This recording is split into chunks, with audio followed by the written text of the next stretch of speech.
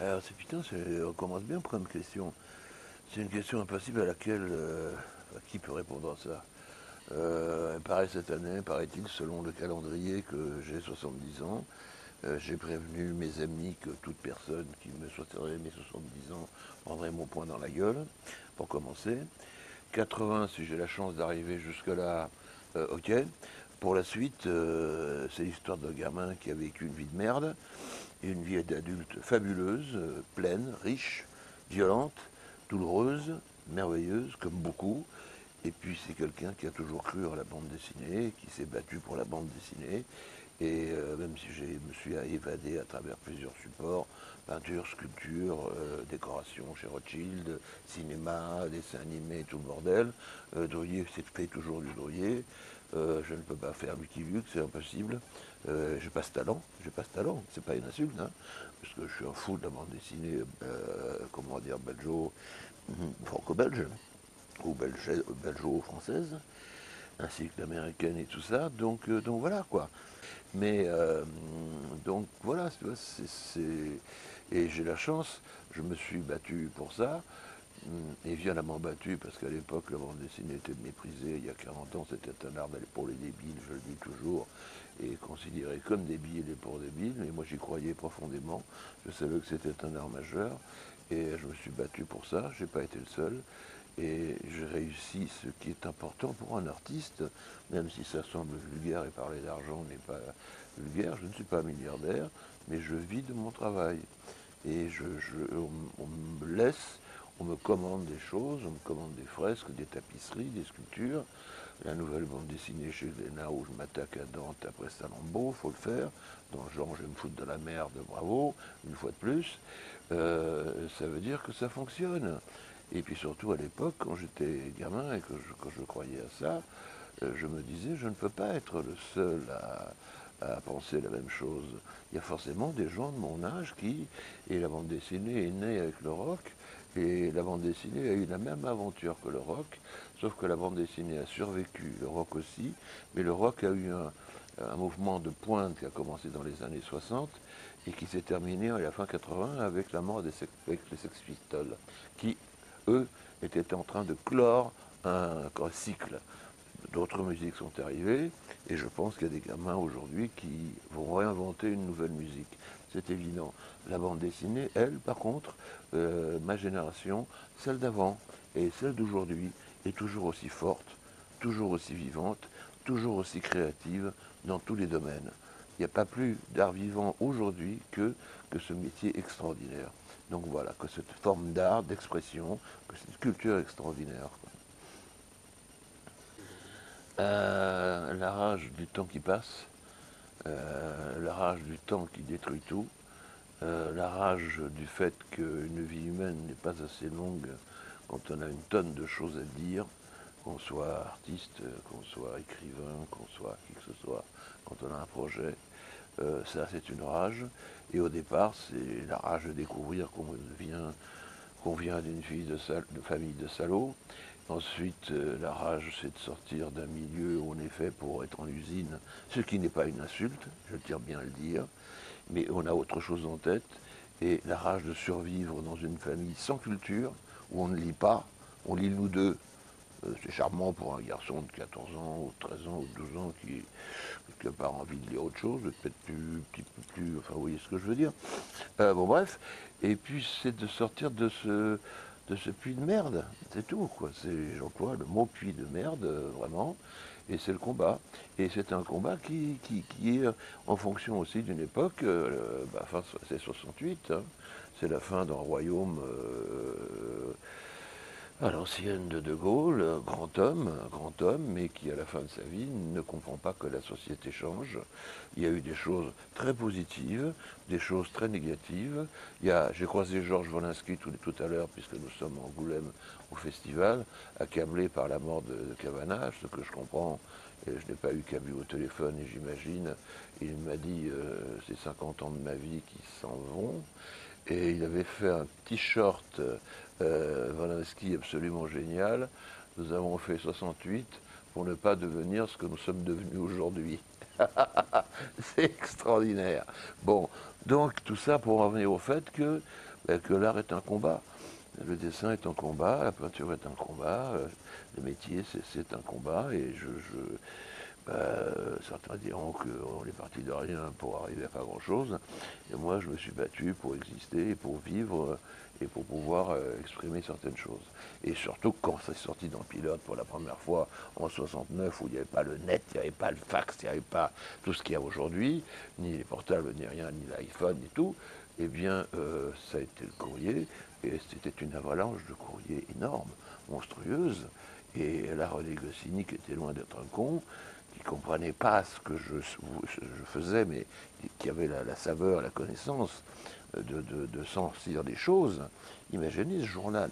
Qu'on imagine aujourd'hui un canard qui a à peu près 60 pages, qui dépote chaque semaine du western, du fantastique, de la science-fiction, de l'humour, des actualités, de l'historique et tout, aujourd'hui c'est totalement impensable.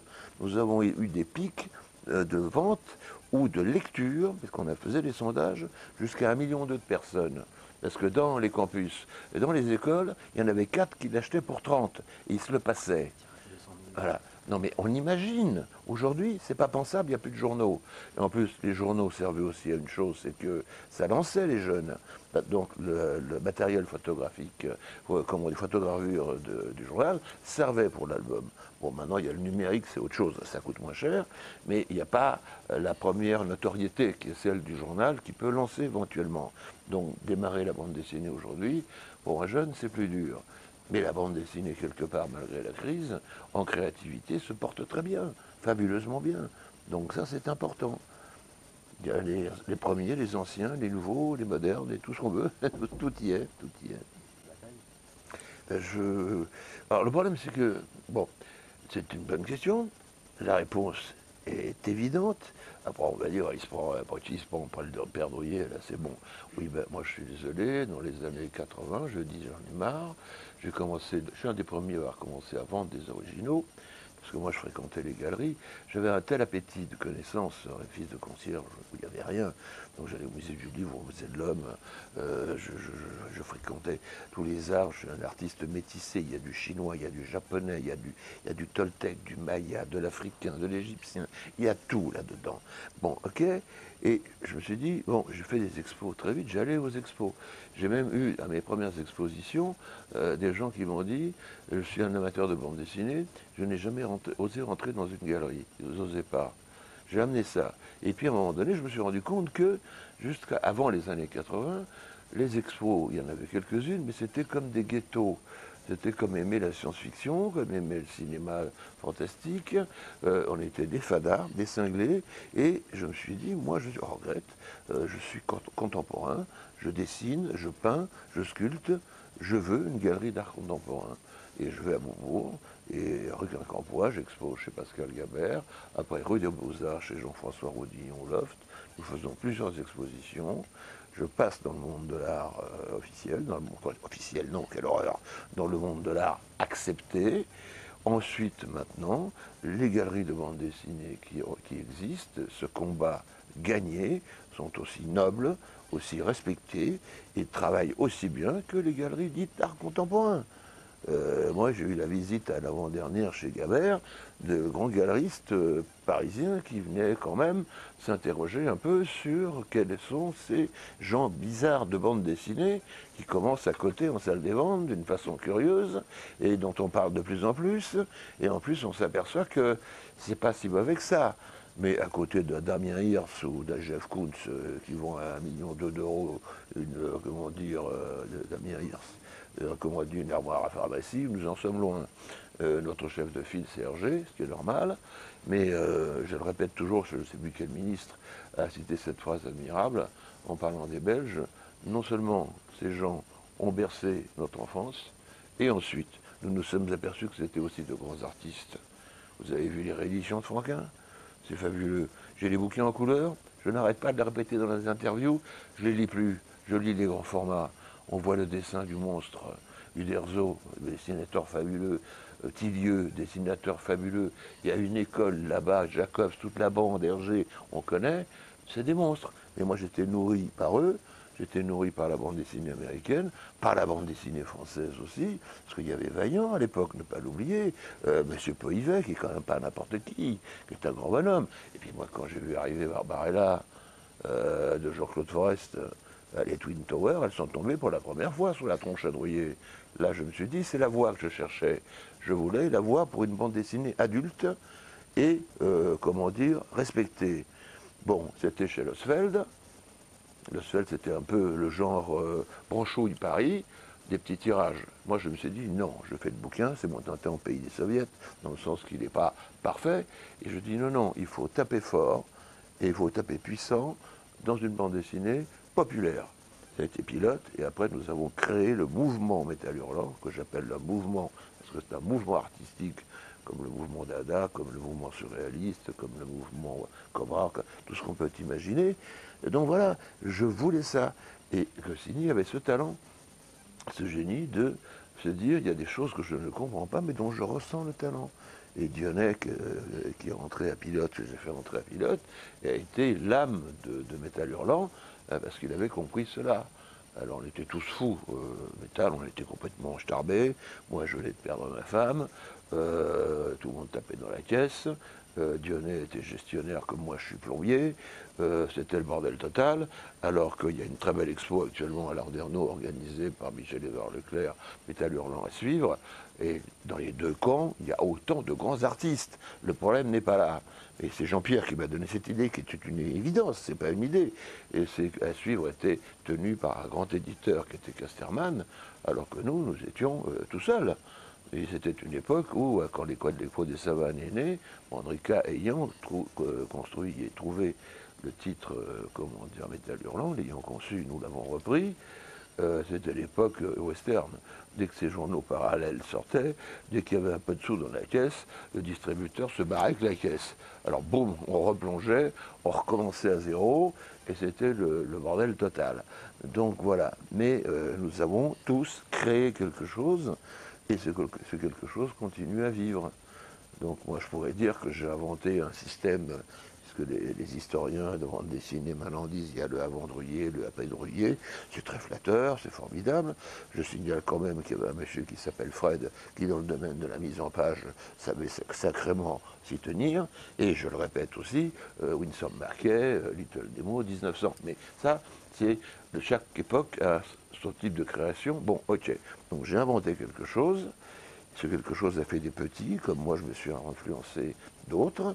Et voilà, nous avons construit ce qui est la bande dessinée aujourd'hui, mais ça a été un combat, parce que dans les années 60, vous êtes dans le métro, vous lisez Pilote et vous avez Harakiri avec vous, et il y a des gens qui se foutent de votre gueule. Bon, voilà. Donc, c'est ce que dit Dionnet dans une de mes préfaces. Il a dit, il a rencontré un grand marchand américain, et qui a dit, mais vous les Français, là, vous avez tout inventé. Et on s'en est servi. Et les Américains, c'était du comics, ils ne faisaient pas d'albums. Ils se sont mis à faire des albums. Et en même temps, en face, nous avions le mouvement underground. Pas l'oublier, les Moscoso, les Griffith, les Greg Irons, et toute la bande, et j'en oublie. J'ai appris que la plupart étaient tous morts. C'est une horreur. Là, ça fout les jetons. Parce que moi, je me suis dit, Greg Irons ou Griffin doit être au fond du Texas, je sais pas quoi, avec des bouteilles de bière. Bon, bref, un peu moins peut-être parce que l'âge venant, ça fatigue, comme dit l'autre. Hein. Ils sont tous morts. Bon, il reste heureusement notre ami Corbel, Richard Corbel. Lui, parce que c'était la femme de Shelton. J'ai fait à Soliès où j'ai eu un prix, et j'ai dîné avec elle et tout, elle est géniale. Et cette question me brûlait les lèvres depuis longtemps. Que sont devenus ces gens qui vivaient comme nous?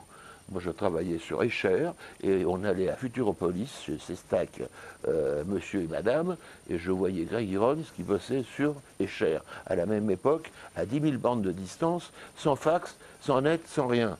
Il y a quand même un mouvement. C'est l'histoire d'une génération qui est liée profondément, je l'ai dit tout à l'heure, avec la musique, avec le rock'n'roll. Tout d'un coup, on en a marre de sortir d'un monde, il y a un monde de transition, et puis il faut éclore. Si je sors ce bouquin maintenant, Delirium, j'aurais pu le sortir il y a 10 ans, je ne voulais pas, je le sors parce que nous sommes dans une période actuelle qui pue comme ça puait dans les années 30, et que l'histoire qui ne repasse pas les plats, c'est mon cul, je suis désolé, l'histoire repasse toujours les mêmes plats, les costumes changent, les objets changent, les voitures changent, mais la connerie et la haine est toujours présente. Et c'est aujourd'hui, pas avant ni ailleurs, à un moment donné, cycle initiatique, on n'y peut rien, on lâche. Ça a été dur, ça a été lourd, ça a duré un bon moment. L'important, c'était que quand j'ai rencontré Jean-Baptiste Bourrat, il m'a dit, je vais te confier David Alliot, vous vous êtes déjà vu pour l'interview sur Céline, parce que c'est un journaliste politique, mais je te préviens, il ne connaît rien à la BD, et très peu à la peinture. Alors j'ai dit, bon, mais putain, on est dans la merde, là, excuse-moi, mais bon, on fait quoi, là? Mais il aime le bon vin blanc. Oui, ça, bah oui, il boit pas, il boit pas, il boit pas. Comment faire confiance à un mec qui boit pas? C'est pas possible. Bon, là-dessus, qu'est-ce que je dis? Mais Jérôme, bon, alors, si on fait le travail, et c'était la bonne idée. Parce que si j'étais tombé sur un fan de Druyer, bah, c'était 350 pages de cirage de pompe. Alors que là, il m'a amené sur des territoires où je n'avais jamais rien révélé. Bon, il y a un film de Montserrat Bessès, c'est dans le bouquin, expliqué, catalan, qui je pense va sortir cette année sur la 5, la 7, ou je ne sais où, qui est un film d'époque, tournage de mon père et son acolyte, l'autre assassin. Moi, je suis interviewé dedans, j'y ai participé, mais modestement, parce que j'en pouvais plus. Elle m'a harcelé 3 ans avant que je dise oui, et j'en dégueulais. Ok, et après on me remet une deuxième couche avec Délirium, je dis maintenant ça suffit, mais ce qui m'a porté, c'est que, alors je sais bien, la presse s'empare de ça, et j'ai des réponses, mais je suis bombardé de textos, de courriers, de machins, de mails, pardon, c'est le courrier maintenant, bref, et même des copains pieds noirs qui m'ont dit, mais toi tu es un immigré français, bien nous aussi. On était là-bas en Algérie, et on est arrivé en France, on s'est fait traiter de sale crouille, de sale machin. Moi, je vivais en Catalogne, j'étais le sale français. J'arrive en France, je suis le sale espagnol. On vit dans des taudis, on vit la merde. Alors, qu'on me fasse pas chier, parce que la violence a toujours existé, hélas. Et quand j'entends aujourd'hui, comme comment dire, la communication a pris une ampleur absolument étonnante. Dans les années 60, quand j'étais à l'école communale, soit dans le 16e, à l'école des gens de maison, c'est-à-dire des concierges et des gens de ménage, c'était pas Georges de Sailly, j'ai vu des profs se faire casser la gueule. Je l'ai vu à Drancy et je l'ai vu à Bobigny. Je dis pas que c'est bien, mais ça a toujours existé. Aujourd'hui, ça arrive, c'est 4 heures de télé, machin et tout. Ce n'est pas une chose correcte, mais c'est pas nouveau. C'est pas nouveau. Donc je me suis dit, c'est le moment de sortir ce bouquin.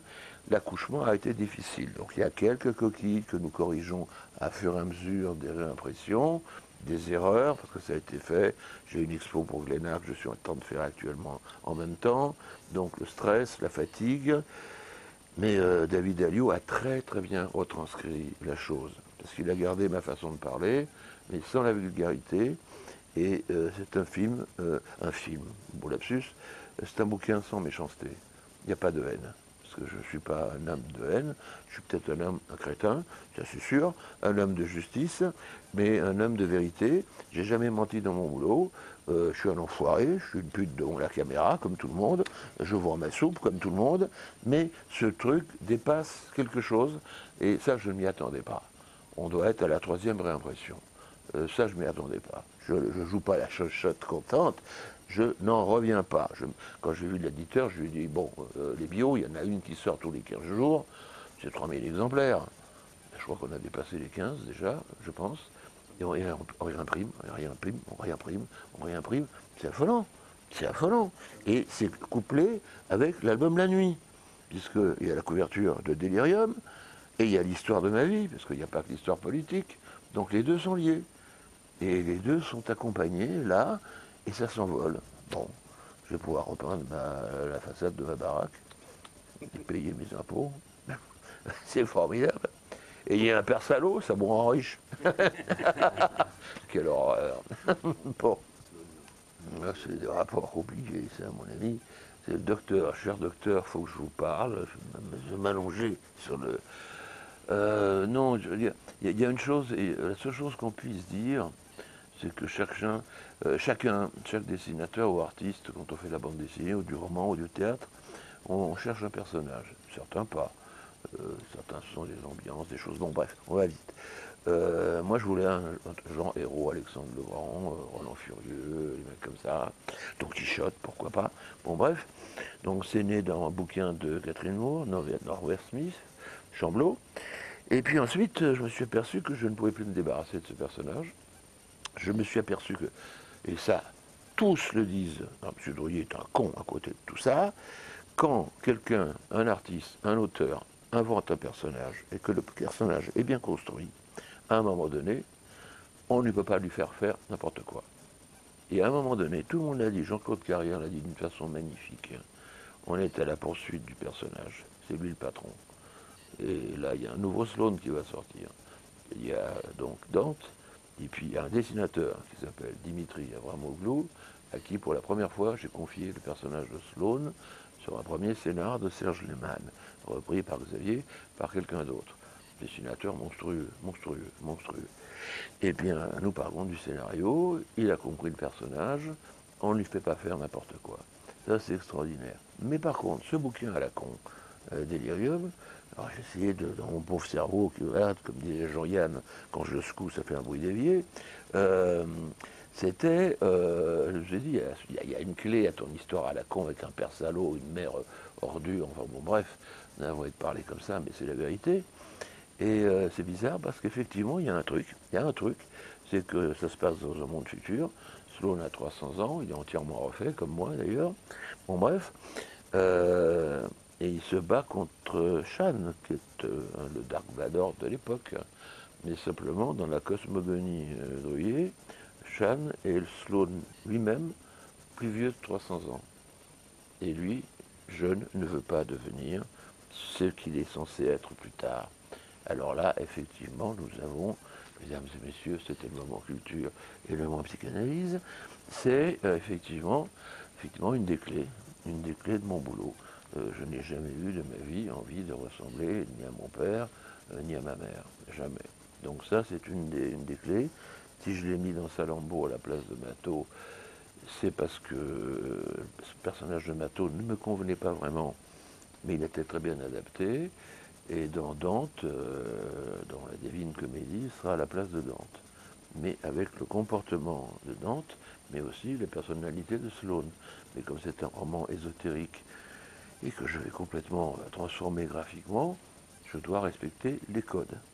Comme j'ai respecté l'histoire fabuleuse, furieuse de Salammbô. Donc c'est un personnage dont j'ai vraiment besoin, et curieux d'ailleurs, on me le demande souvent en signature, je l'ai dû le faire peut-être, je ne sais pas, 50 fois dans ma vie. Je ne le dessine pas en dédicace, c'est impossible, c'est superstitieux. Et ça me fout les jetons.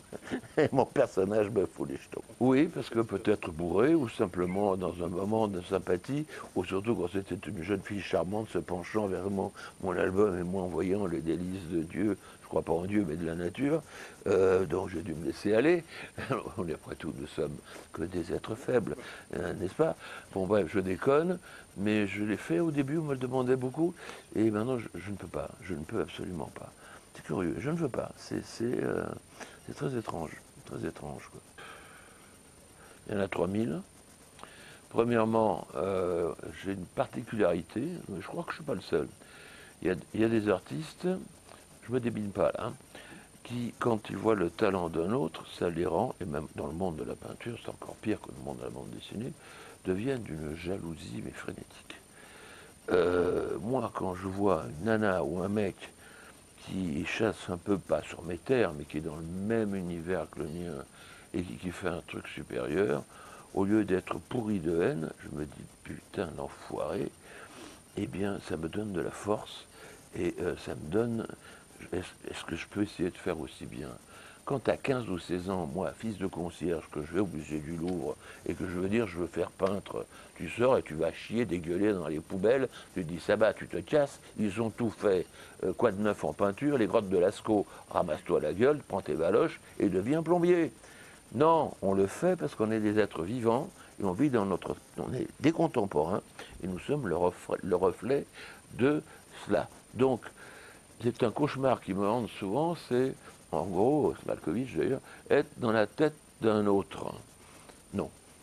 La mienne est déjà assez chiante. Alors si en plus je tombe soit sur un mou, ça va être dur. Si un plus fou, c'est du délire. Je suis déjà assez taré comme ça. Donc je reste dans ma valise. Je reste vraiment dans ma valise. J'ai pas envie, mais par contre, avoir de l'admiration. Il y a eu un gag génial hier soir à l'exposition Glénat qu'il a faite dans la rue Hergé. Il y a un photographe qui veut faire une photo et il m'amène devant un grand panneau où François Bouc a fait son escalier délirant. Et il me dit, bon, je voudrais te photographier devant ton travail. François était là, je dis, excuse-moi, tu te gourres, c'est François qui a fait ce boulot, c'est pas moi. Alors l'autre, il a l'air un peu con. Et nous, François et moi, on est copains comme cochons. Je dis, mais si tu veux, on pose tous les deux. Ben non, non, non, parce qu'il faut que ça soit une œuvre à fou derrière. J'étais plié en deux. Et entre François et moi, il n'y a pas un univers qu'on va dire. Il a fait des choses fantastiques et c'est un dessinateur absolument monstrueux. Enfin, c'est monstrueux ce qu'il fait, dans le sens, c'est effarant. On n'a pas l'once d'une jalousie ou d'une. Sa période chez Casterman avec l'histoire des appartements engloutis avec les requins et toutes les perspectives dans les escaliers, on voit ça, on dit quel enfoiré, putain. Si j'avais que le 10e de ça, nom de Dieu, je fais péter la planète, mais j'ai pas envie d'être dans sa tête, comme je pense lui n'a pas envie d'être dans la mienne. Parce que je ne crois pas qu'on gagne au change ni l'un ni l'autre, hein, sincèrement, quoi. En gros, c'est ça. Voilà la réponse. Mais ça n'empêche pas, moi je n'ai pas, pour finir, pour fermer ma gueule, le talent des autres me porte. La notion de jalousie, je ne l'ai pas. Je dis le salaud, l'enfoiré, il a réussi. Ce parfois à quoi je rêve depuis des années, ce con l'a fait. Ah vraiment. Et alors là on se dit putain. Et on se dit, bon, bah maintenant, moi j'ai compris la leçon, je vais essayer de dépasser ça, si je peux. Mais c'est positif, c'est porteur, rien. Tout reste à faire. De seul ennemi, de nous tous. C'est la phrase, je cite toujours, la phrase de Léo Ferré, n'ayant pas de culture, j'ai appris Verlaine, Rimbaud, Apollinaire, Aragon, dans ses chansons, dans ses disques, dans ses versions musicales. Par contre, dans ses propres chansons, il y a une phrase qui pour moi est peut-être gravée sur le mur drouillé. Le bonheur, c'est du chagrin qui se repose. Et ça concerne la vie privée, et ça concerne aussi le travail, et ça concerne aussi le temps qui passe, parce qu'il nous faudrait plusieurs vies pour quand on a des choses à dire pour pouvoir les développer. Voilà. Mais ne restons pas sur une note triste. Hein, s'il vous plaît, merci. Une page de publicité. Dans le domaine de la mise en page et tout le bordel, ça c'est connu, j'ai fait des petits. Bon, et alors, moi je me suis bien inspiré des autres, hein, donc je vois pas où est le problème. Non, mais par contre, je trouve que la bande dessinée actuelle, bon, il y a des merdes, bien sûr, il y en a toujours, il y en aura partout, mais je trouve que la bande dessinée, sur le plan de la création, les générations qui s'accumulent, c'est un art vivant, mais d'une force, mais d'une vision, d'une incroyable réalité dans tous les domaines. Il y a un talent inouï dans ce milieu, il y a un talent inouï. Et dans des domaines même aussi spécifiques, il y a de Satouf dans ses rubriques des jeunes. Moi je dis que les historiens, dans 40 ou 50 ans, pour avoir la connaissance de la vie quotidienne des villes et des comportements des gens, ils vont lire ces livres. C'est quelque chose de fabuleux. Et les Blins, moi j'ai une passion pour Blutch parce que pour moi c'est un monstre. C'est un monstre encore un. Non, non, il y a des costauds, il y a du solide. Il y a du con, il y a du solide. On doit être, je crois, 300-400 dessinateurs de bande dessinée en France, à peu près. On doit avoir quoi, 2% de cons? C'est pas d'herche, hein. C'est rien. À côté des autres, nous sommes gagnants. C'est clair. Et j'adore ce métier. Et je tiens à dire un point, parce que je fais beaucoup de peinture, beaucoup de sculpture, et de cinéma, et aussi affiches de films, tout ça. Et maintenant, on commence à me dire, j'ai commencé à peindre, j'avais 18 ans, je faisais des huiles, j'avais 18 ans. Et maintenant, vous êtes un peintre. Et là, donc, je suis un homme poli, correct, donc je prends ma main sur la gueule tout de suite, j'attends un petit peu, et je dis non, je suis quelqu'un de bande dessinée. Je viens de la bande dessinée, C'est mon métier. Je me suis battu pour la bande dessinée et je ne trahis pas mon camp. Et je reste un homme de bande dessinée. Qu'ensuite j'ai développé mon univers à travers d'autres supports, c'est mon affaire. Et je suis un homme de bande dessinée et je me battrai toute ma vie pour la bande dessinée. Voilà, amen. Et hop. Merci.